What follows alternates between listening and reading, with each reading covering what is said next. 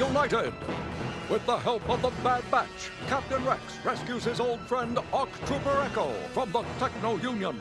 The Separatist loss of Echo's strategic algorithm provides a chance for the Republic to turn the tide in the Battle for Anaxes. However, Echo's horrifying experience behind enemy lines leaves lingering questions of his true loyalty and uncertain future.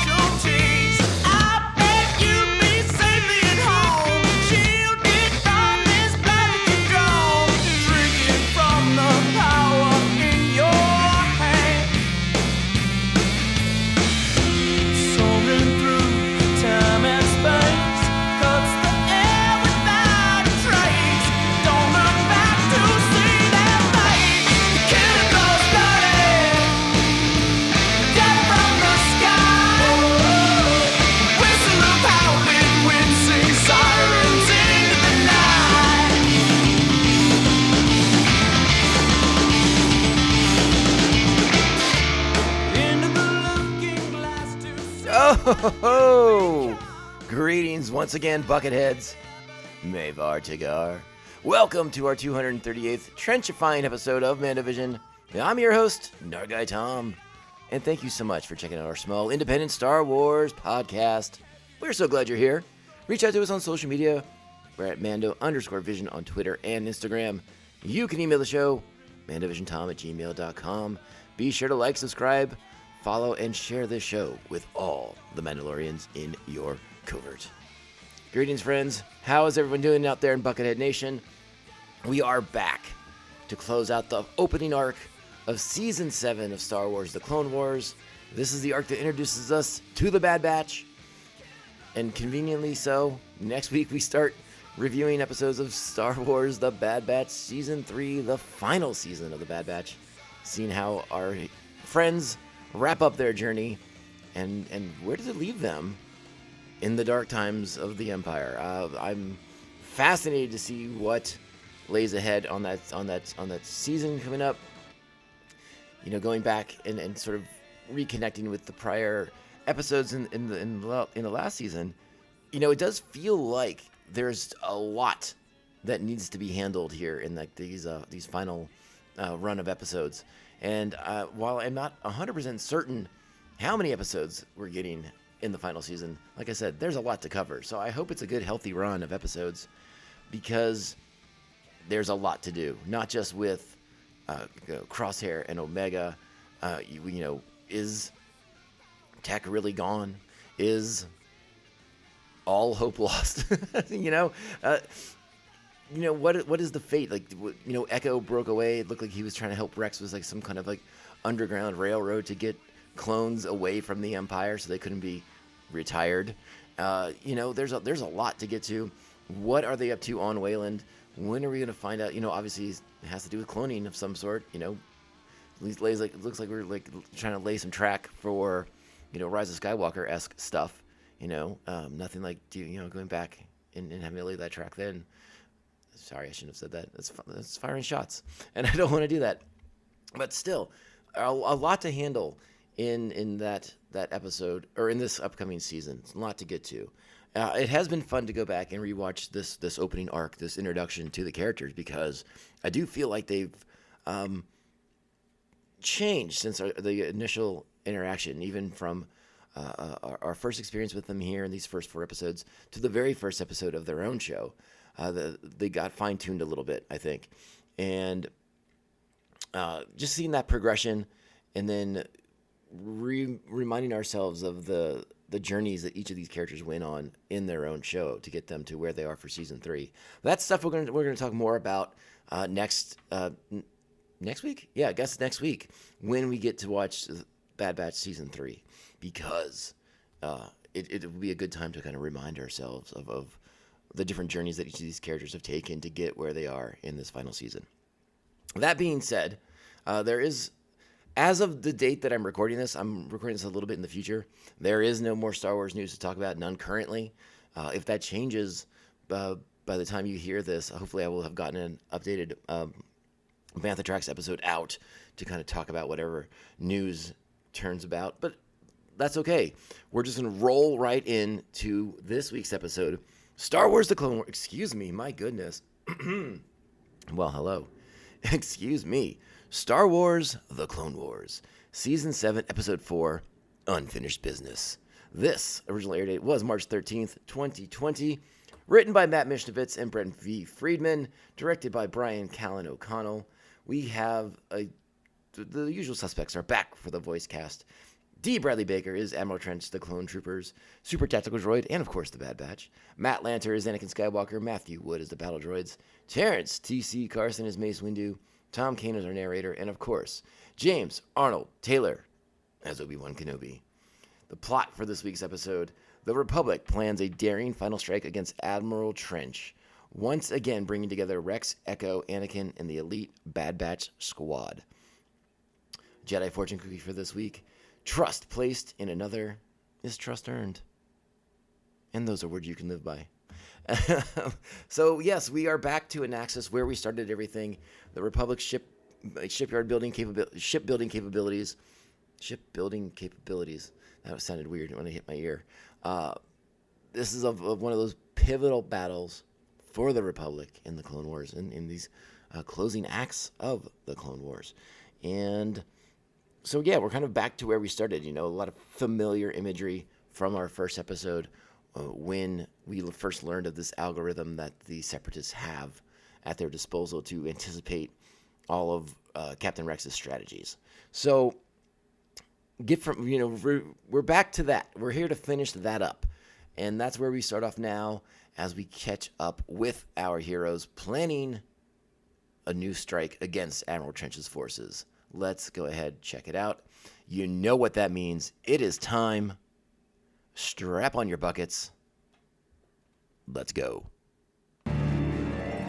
We have more than a dozen active battlefronts on Anaxes, and we are losing nearly every one. But if Admiral Trench can no longer anticipate our moves, we now have the opportunity to retake the planet. I can improve your chances. Excuse me, generals. Echo, I'm sorry, but I just don't think you're ready for battle yet. I am not a liability, Rex. I'm the best chance we have to take back Anaxes. If the trooper has a plan, I'd like to hear it. So, this episode starts on a very different note than my recollections of it were. As you may have noticed last week when at the closing I talked about some of the things I thought were coming up in this episode, and clearly that was not the case because, again, I thought we were going to have a bit more of a situation with Echo sort of processing the trauma that he's been through at the hands of the Separatists, as opposed to kind of like diving back into active duty here. But what this episode really is about is the idea of can we trust someone who has been a prisoner of war behind enemy lines? Are they still loyal to the cause? And I was a little surprised that was the direction we went, that everyone was so ready to believe that Echo was there to do harm against the Republic, that it was some sort of trick all along. Now, for the Bad Batch, that does sort of make a certain amount of sense. They are a little bit more suspicious. They haven't been around Echo and Rex and a lot of the regs. They kind of do things on their own way. They're not really a covert team, but they're very isolated from the rest of the clones. So their sort of cynicism about Echo's loyalty, I suppose, is a little bit more fair. But again, I was a little surprised that we went that was the direction of this episode was is Echo loyal? I guess it makes sense. I would have liked if we had spent a little bit more time with him, sort of processing what he's been through. But that's not really what the Clone Wars is all about, is it? So we just dive right back into action. And Mace Windu's geared up to hear the plan that Echo has come up with because, as we talked about last week, he has access to a lot of the separatist strategies right now. And, oh boy, let's just let him explain it all. May I?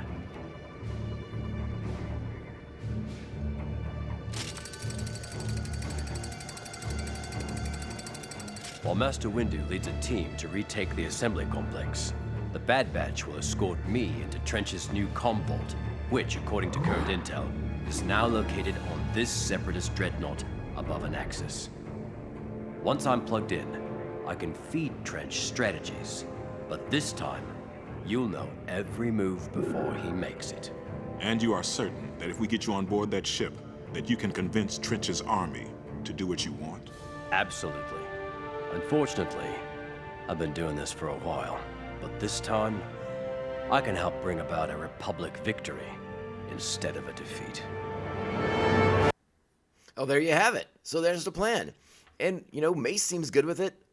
The fact that everyone's a little suspicious of Echo is everyone else is a little, like, hey, come on now. Seems like a good plan, right? And again, sort of when we get to it later in the episode, the supposed moment where it's like, oh, is Echo really just setting them all up? It doesn't hit as hard as I'd like it to, because I think as an audience, we're smart enough to know that, yes, Echo is loyal. Echo is on the side of the Republic. He's loyal to his friends, and that's the same character that's back. Would it have been more interesting if he was a traitor? Sure, but I don't think you could. They didn't really set that up, and that would have been really ham-fisted if they just kind of squeezed that into this episode here, where it's like, haha, I've been with the Separatists all along. Yeah, it wouldn't have worked for me. I don't think it would have worked for most of us as an audience. So again, why they choose to focus so much on Echo's loyalty, and again, in a not super clever way, it's it is what it is. Let's just let it be. It's still a good episode of the show. I very much enjoy the action, and I enjoy getting to see Echo with his new Borg-like abilities, because hey, why not? All right, so let's go ahead and get to the next scene where we sort of establish the theme of this episode. Like, is Echo trustworthy? And it's going to be Tech, a very pragmatic person who's going to bring up some pragmatic questions. Tech, is everything ready? Yup, Sarge. We are ready. Still not sure how we're gonna land on that ship. Don't worry. Echo says he's got a plan. That makes me feel so much better. What do you mean by that? To be blunt, his mind belonged to the Separatists until we unplugged him. We don't really know where his loyalties lie. Yeah. Well, I know. Now get moving. And there you have it. Rex defends his friend as best he can. Says, like, move your butt. Let's go. We got stuff to do. I really like the infiltration of the Separatist ship. I like seeing these sort of things, how they kind of do it.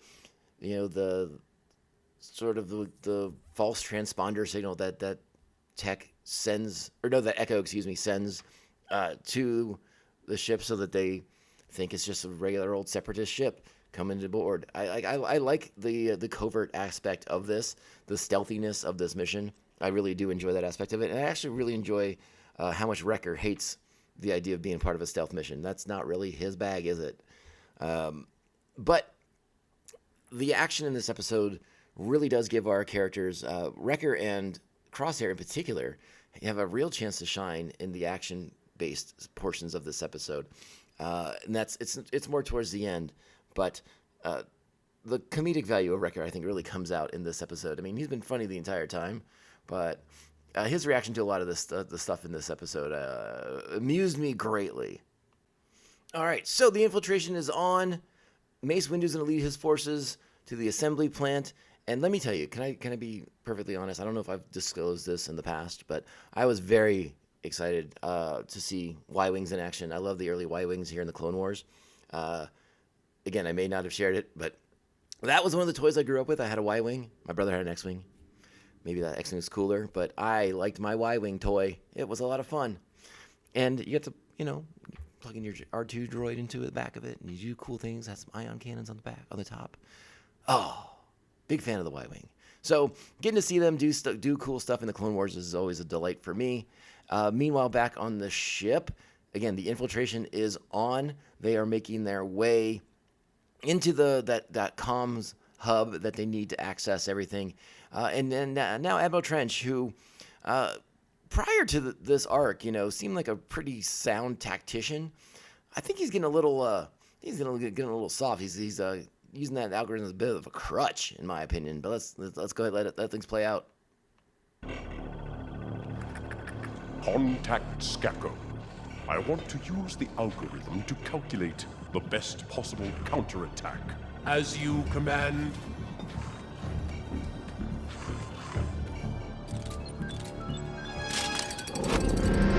All right, I have access to everything. And good timing. I just scanned a strategy request Trench sent to the Techno Union. Wait! You can't just send a signal from here.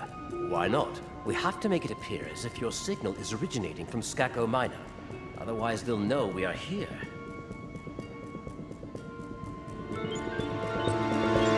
Makes sense to me. It's a good plan so far. So I want to play this clip here because, again, I really enjoyed this episode, but this is one of those moments where I'm just like, this is just fun.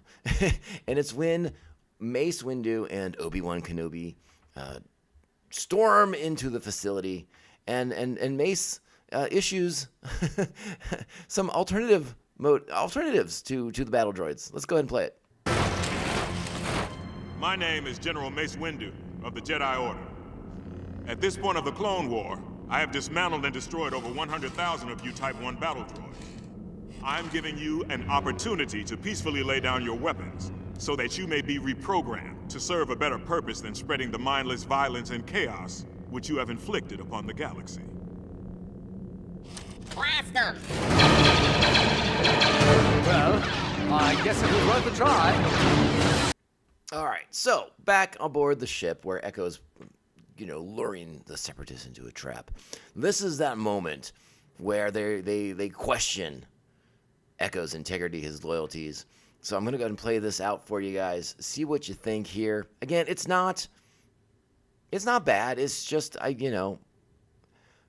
if you're going to sort of do like a Manchurian candidate kind of thing here with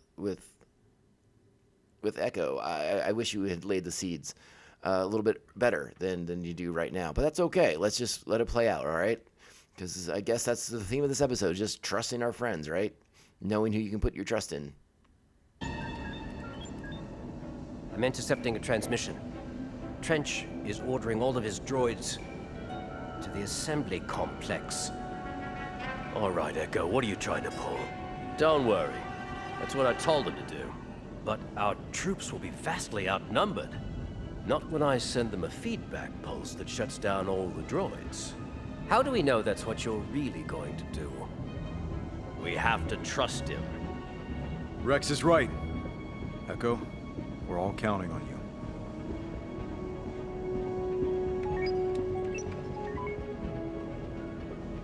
Master Windu, I know this sounds crazy, but it's about to get a little more crowded where you are. We have our hands full as it is. What is your plan? If it makes you feel any better, it isn't my plan. Echo is drawing all the droids to your position so he can neutralize them all at the same time. There we go. And now we're going to cut back to the battle. Again, the action in this episode is really strong. Between the battle on Anaxes itself with Mace and Obi-Wan to the stealth operation aboard the ship. Like, it's really good stuff. I do not skimp out on watching this episode because it is action-packed to the brim, let me tell you. So guess what? Good news. Echo's plan works. I am pleased to report that we are in control of the assembly complex, and all of the fronts are falling to the Republic, thanks to Echo's plan. That's good news, Master Windu. We're on our way back to the base. May the Force be with you. Good job, Echo. Well, I guess you actually are on our side. Was there ever any doubt? Some. Well, thanks. Come on, brother. Unplug and let's get out of here. All right, so they're about to find out that pulse originated on the ship, which means Trench is about to figure out that there are infiltrators. And as I did question Trench's kind of reliance on the algorithm, he does go and have a little bit of a backup plan. He has a giant bomb that will blow Anaxes into space dust, basically. And he's going to activate that bomb. And then Mace Windu needs to try and shut it down. Echo is trying to get the code to allow that to happen, but they know someone's in the system, so they overload it. Echo's out. They got to get the final number on their own, and it's up to Anakin Skywalker to come and save the day once again. Let's go ahead and play this exciting clip. Public's fate. Dispatch more units to deal with the infiltrators on the ship, and prepare our landing craft for our next assault. As you command.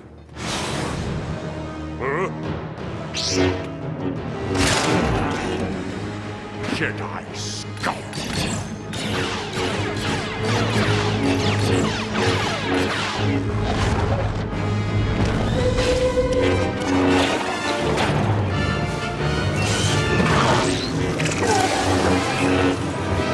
Tell me the sequence to disarm the bomb. Never. Dooku would kill me for losing Anaxes. And you think I won't? You're a Jedi. You're no... I don't have such weaknesses. Now let's try that again. So I very much enjoy that sequence with Anakin, letting Trench know that he's not the kind of Jedi you think he is. And again, it's a nice glimpse of that dark side that's in Anakin, that's growing at this point in the war, that Palpatine has been nurturing and is about to bring to the forefront. So to kind of see Anakin be a little darker and more aggressive, just helps underline the point of what's going to happen here in Revenge of the Sith when we get up to that part of the timeline. As I like it when he just severs Trench's mechanical limbs and really puts the fear into Trench. It's a really good sequence, and that Trench. Well, let's just go ahead and get to that. All right, so let's go ahead and play it because this is Trench's big moment, right? The bomb has been disarmed, and Trench thinks he sees a window of opportunity. Both owe me one now.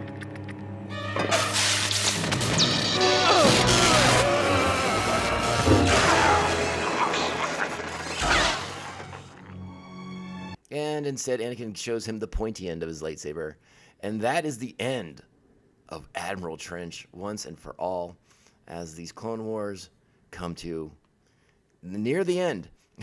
But now we're coming to that sequence here where Wrecker and Crosshair get to show off. It's Wrecker up first, and I mean, we're not going to play the whole thing because it's obviously very visually driven.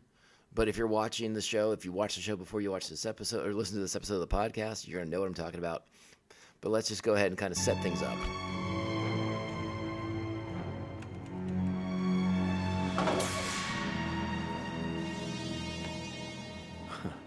Wrecker is gonna love this. And that would be Anakin grabbing the self-destruct button for the ships, and Admiral Trench stumbling around, getting ready to fall down. It's a good death for Trench. I'm not gonna lie, I like it. I like the smoking hole coming out of his back. Really cool. Admiral, it was a pleasure.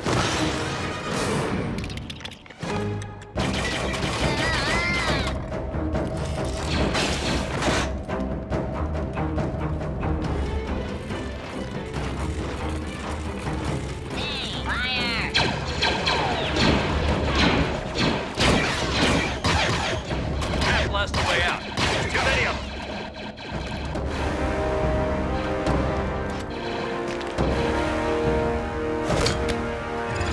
What's he doing? Time to release the wrecking ball! Yeah! All right, so there you go. There was not as much talking in that sequence. I thought they were going to set up a little bit better than that, so I apologize.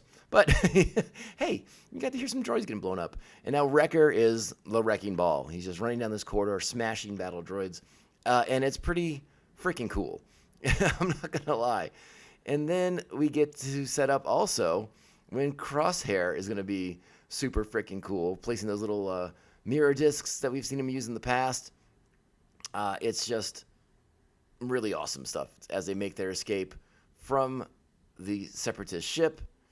And now Anakin has a little gift. Once they're back on the ship, heading away from everything, Anakin presents his little gift to Wrecker. Let's go ahead and get that ready for you guys, because it's pretty fun. Here we go. I've got a present for you, Wrecker. Oh, seriously? I'm gonna blow it up? The whole stinking thing? This is the happiest day of my life.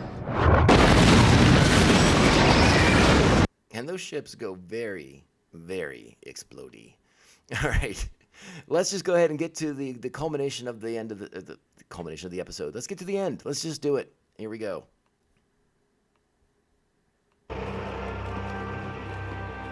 Captain Rex, Corporal Echo, and Clone Force 99. You have all done a great service for the Republic. Thanks to your courage and effort, Republic shipyards will soon be up and running again. You've got some medals coming your way. Thank you, General.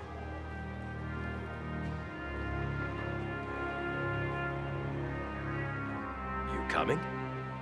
Not really our thing. Accolades. Yeah, we're just in it for the thrill. Yo! You sure it's your thing? What do you mean? Your path is different. Like ours. If you ever feel like you don't fit in with them, well, find us.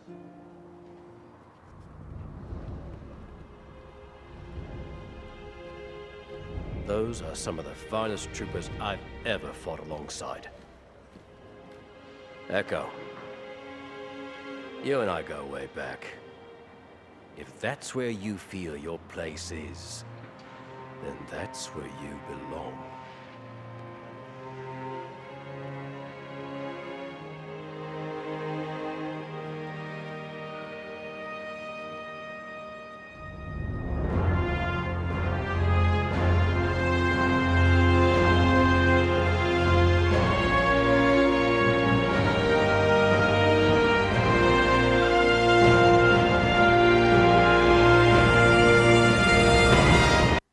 And there you have it. The Bad Batch, as we know them, as their show begins. Wrecker, Hunter, Tech, Crosshair, and Echo, forming the Bad Batch to close out the Clone Wars. And remember, of course, the first episode of that show takes place during the issuing of Order 66, bringing everything to a head, kind of culminating with our last episode of this season of Star Wars, The Clone Wars. So it's a really, really well-handled transition at that time. Great episode. I like Echo going off with the Batch. It gives us another character to connect with when we watch that show, because we have spent so much time with Echo over the years. And he's a great character. Again, he's a little borged up right now, but, you know, Star Wars doesn't have a lot of characters like that. So I think it's pretty neat to show what kind of nefarious things the Separatists get up to. The Techno Union is obviously responsible the most for Echo's current state, but it's kind of, again, I don't want to go too far down the rabbit hole in some of these topics, but it's nice to see that it's more than just straightforward, you know, killing. There's things happening. There's again, sort of just like evil things happening behind the scenes of this war. And you know, we don't get to spend too much time diving deep on those topics in the show particularly, but it's nice to know that they kind of exist, so that if they want to tell those stories in a different medium, that they can. So that's very, very cool. So that closes out our introductory arc to the Bad Batch, Clone Force 99, and now we're ready for next week when we begin the final season of Star Wars: The Bad Batch, and be here to hear those episodes broken down and discussed by me every single week. Not quite sure what the release schedule is going to turn out to be just yet, but we will have them for you as quick as we can, as we always do. Bucketheads, thank you so much for your continued support, downloading, listening, sharing the show. I do truly appreciate it. Every single one of you that takes the time to do that, you are the best. This is the Mendivision Podcast, and I am your host, Narguy Tom. Thank you. Reach out to us on social. We're at Mando_Vision on Twitter /X and Instagram. Email the show, mandovisiontom@gmail.com. Be sure to like, subscribe, follow, and share the show with all the Mandalorians in your covert. If possible, and you're so inclined, 5-star reviews are a great way to support the show, and they truly help small independent shows like us stand out, not get lost in the shuffle of every celebrity in the world who now has a podcast. And we truly appreciate it. Thank you so much.